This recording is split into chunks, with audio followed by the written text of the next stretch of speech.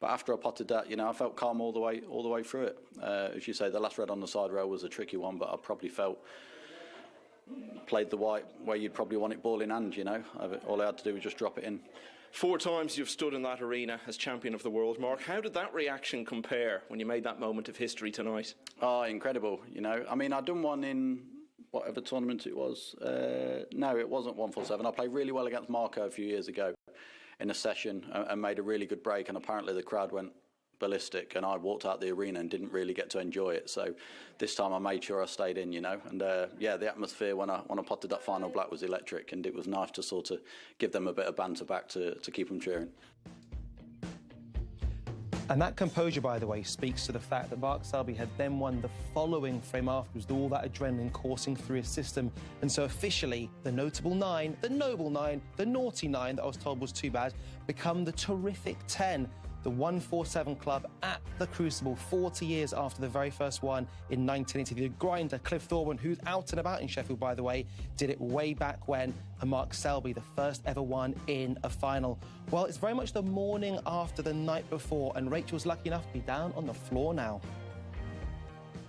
Thanks, Radzi. Many of the snooker fraternity that witnessed what we saw last night said it was their greatest experience at the Crucible. Not only did they witness a historic 147 in the final, but also this tussle between two very different players and personalities, Neil. Absolutely. It was a great night, and some of the people you're speaking about, I've seen a lot of things here. They've been coming in for years, paying a lot of money, as I mentioned yesterday, to watch these, these great players play the great occasion, and it's living up to it because,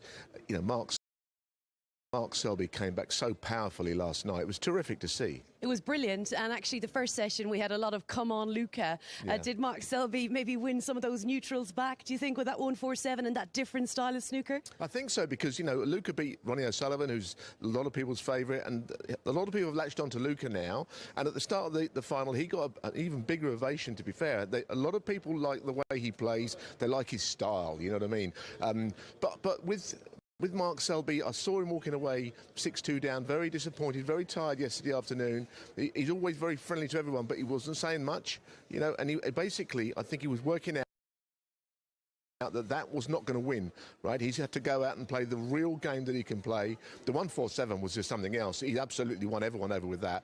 But I think he realised that playing Luca, he wasn't frightening Luca, and had it gone on like that, Luca might have pulled away. But you see, Selby is such a class act, he can do it more than one way. And very clever as well, knowing that maybe he has to switch it up, play different style of snooker. We saw the 147, 773 career centuries for Mark, so we know he can play like that. Do you think, Neil, with all of the, I suppose, with Luca, potentially becoming the first Belgium ever to lift this trophy, are we going to be seeing